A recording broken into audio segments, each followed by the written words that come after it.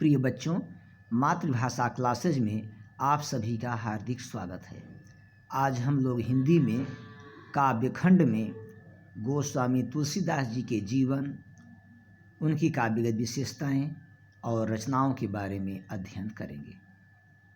प्रिय बच्चों, राम भक्ति धारा के प्रतिनिधि कवि गोस्वामी तुलसीदास जी का जन्म सन 1532 ईस्वी में उत्तर प्रदेश के बांदा जिले के राजापुर नामक ग्राम में हुआ था, जो कि अब चित्रकूट जिले के अंतर्गत आता है।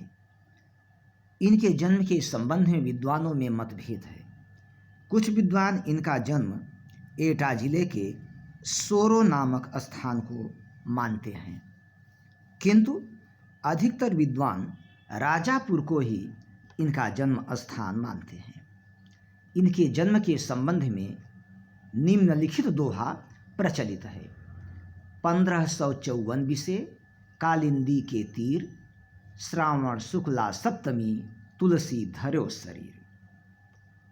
बच्चों, इनके पिता का नाम आत्माराम दुबे और माता का नाम हुलसी था। इनका जन्म अभुक्त मूल नक्षत्र में हुआ था, जो कि बहुत ही अशुभ माना जाता है। अनिष्ट की आशंका से इनके माता पिता ने इन्हें त्याग दिया था और इनका पालन पोषण चुनिया नामक दासी ने किया। कुछ समय पश्चात चुनिया भी इस संसार से चल बसी और तुलसीदास अनाथ हो गए। इनका बचपन बहुत ही कष्टमय रहा, बहुत ही कष्ट में बीता। बाद में इनकी भेंट स्वामी नरहरिदास से हुई। उन्होंने ही इनका पालन पोषण किया और इन्हें विद्या अध्ययन कराया। बड़े होने पर इनका विवाह दीनबंधु पाठक की पुत्री रत्नावली से हो गया। रत्नावली बहुत ही सुंदर थी। वे तुलसीदास जी उससे अत्यंत प्रेम करते थे। एक दिन इनकी अनुपस्थिति में रत्नावली अपने मायके चली गई। ये पत्नी वियोग को नहीं सहन कर पाए और भीषण वर्षा में नदी को पार करके आधी रात पत्नी के पास पहुंच गए। इनके कार्य से पत्नी बहुत ही क्षुब्ध हुई। रत्नावली ने इनको फटकार लगाते हुए कहा कि लाज न लागत आपको दौरे आयहु साथ, लाज न लागत आपको दौरे आयहु साथ, धिक धिक ऐसे प्रेम को, धिक धिक ऐसे प्रेम को, कहा कहूँ मैं नाथ। अस्थि चर्ममय देह मम, अस्थि चर्ममय देह मम, तासौ ऐसी प्रीति तैसी जो श्री राम मह, होती न तो भवभीत। पत्नी की उपदेश भरी फटकार सुनकर तुलसीदास जी के ज्ञान चक्षु खुल गए और इन्होंने सांसारिक माया मोह का त्याग कर दिया और काशी जाकर सन्यासी हो गए। सन 1623 ईस्वी संवत 1680 में काशी में 80 घाट पर इनकी मृत्यु हो गई। इनकी मृत्यु के संबंध में निम्नलिखित दोहा प्रचलित है। संवत 1680 80 गंग के तीर, श्रावण कृष्णा तीज सनि तुलसी तज्यो शरीर। एक बार दोहा पुनः सुनिए। संवत 1680 80 गंग के तीर, श्रावण कृष्णा तीज सनि तुलसी तज्यो शरीर। काव्यगत विशेषताएं।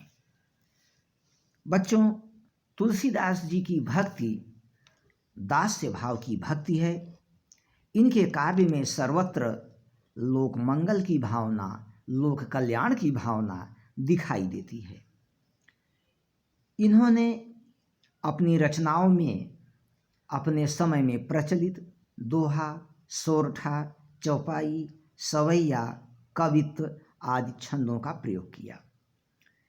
इनके काव्य में सभी रसों का समावेश है।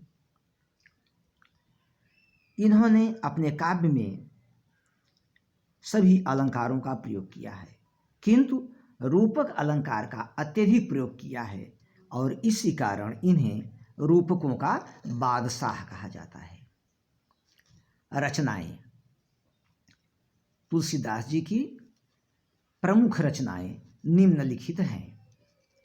रामचरितमानस, इसकी भाषा अवधी है। विनय पत्रिका, इसकी भाषा ब्रजभाषा है।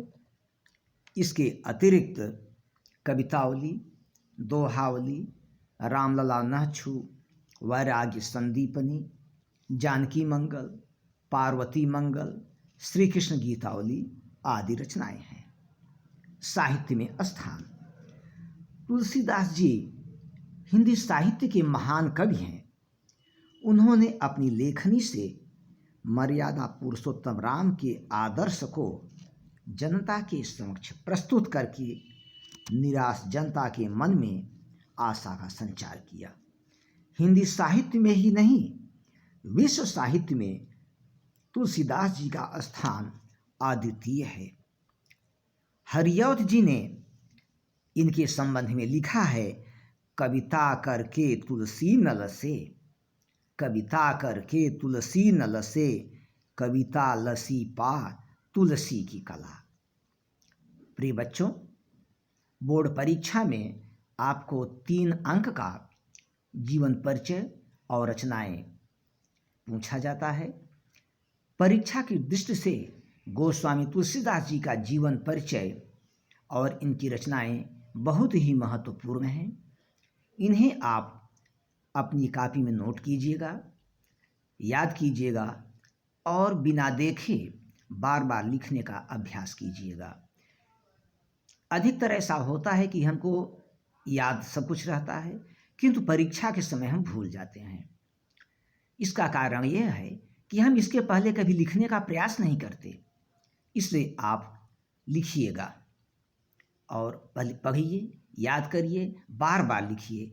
इससे आपकी लिखावट भी अच्छी होगी। बहुत बहुत धन्यवाद।